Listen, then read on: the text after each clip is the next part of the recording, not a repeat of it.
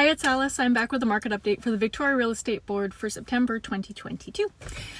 Yes, I'm in my car. My husband is home and I get shy on camera around him. I'd be whispering, so I'm in here. I'm heading out anyways. So let's look at the numbers first and then I will discuss a couple other things that are going on in the market. So let's go. Okie doke. So I've got my handy tablet with the stats on it. So the sales were 493 sales that went through in September versus last September there was 410 sales. So that's up 20.2% year over year. So the market is recovering. Last year was notoriously bad. It was such a dumpster fire for sales. So it's not surprising to see that increase, which is great. It's good to see things pick up. New listings were at 1297 versus last year was 1155. So that's up 12.3%. I know a lot of people think that that's because people are selling because they can't afford their houses. I'm actually seeing a lot of people that are just making downsizing moves or lateral moves or upsizing. So a lot of people are actually staying in the market. They're just moving their money around to a different house. So I know it's not as dramatic as you want. I know everybody wants to see a crash and burn, but not yet. Not yet. And for active listings, so that's the inventory that we have on the market, there were 2,699 active listings on the market at the end of September versus last September, there was 2,300 at the end of September. So that's up 17.4%. Again, I've said this a million times and I'll keep saying it. It's still not a massive amount of inventory. So like 4,000 used to be the norm. So this is still moderate to the low end of inventory. It just seems like a lot because we had basically nothing for sale just about a year ago. So normal inventory, 2,699, 2,700 listings. It's pretty good. If you're shopping, that's enough to choose from, but it's not like it's a flurry of listings by any means. For the condo market, we have the sales in the core of Victoria, they're up 23%. So that's year over year.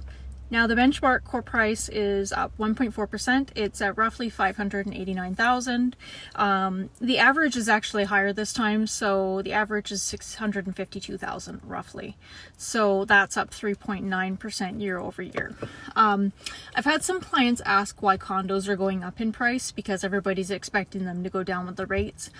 I can't really pinpoint that. I did pull the data and I think my opinion is there's a lot more people who wanted townhomes that are going to condos, so perhaps it's pushing those people into buying more expensive condos in lieu of townhouses.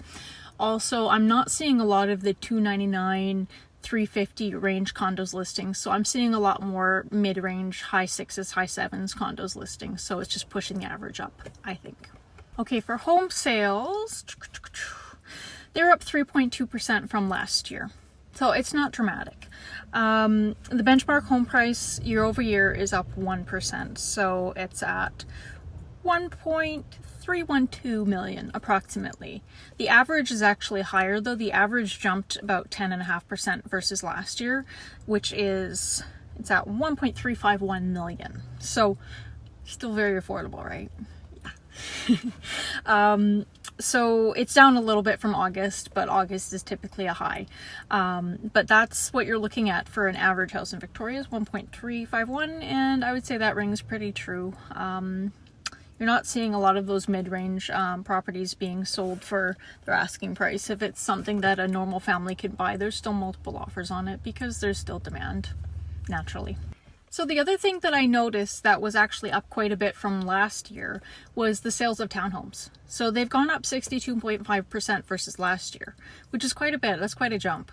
So the benchmark price, I'm trying to remember, is $859,000 for a townhome. So I think what we're seeing is the townhomes are becoming the thing to buy instead of single family homes.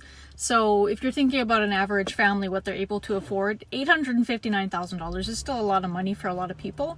And I think that's what the families are doing. If they can't get into the $1.351 million house, they're buying a townhome instead and putting their families in there because you can get 3 bedrooms, etc., etc. The other thing that jumped 62.5% in sales was mobile homes, which there's not a ton of sales, but I am seeing multiple offers on mobile homes quite often, so that is another thing. If they're well priced and they're nice mobiles, they're moving pretty fast because retirees are jumping on that trend as well.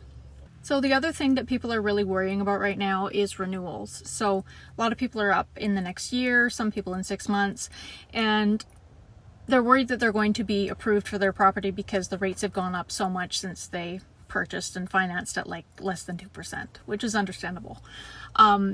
So as long as you're making your payments and you're not falling behind, you're paying your property taxes and you're up to date on your home insurance, I'm hearing that that's kind of the bar that lenders are expecting, and it's basically boiling down to what your rate is going to be.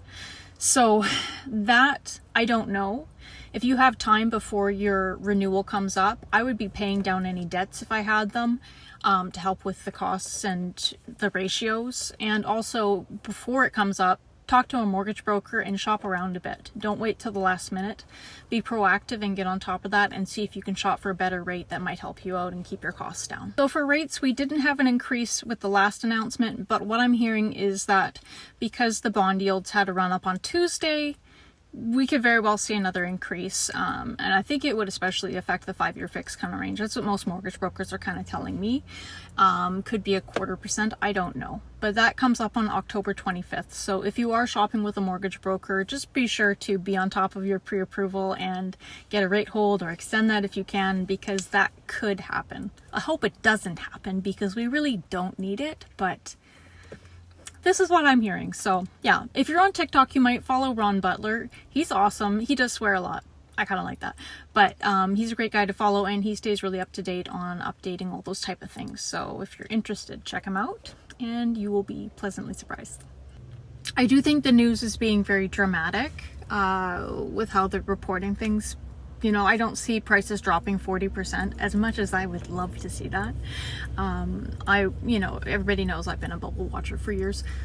But the thing is that there's such a pent-up demand for properties and so many buyers that would buy if the prices dropped to certain prices that I just don't see it happening. I think more so it's more the inflation and the food costs and the cost of everything going up that are very dramatic. So I think it's just a time to be frugal and to focus on what really matters and not materialism. So, maybe don't go financing fancy cars and spend thousands of dollars on Christmas, right? It's just time to be cool, calm, and collected. And if you do face increases, talk to the professionals that can help you.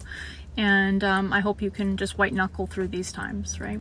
Anyways, that's what I've got for this month. If you do need help, you know where to find me. My contact information, whether on TikTok or wherever, it's in the description or the bio, blah, blah, blah.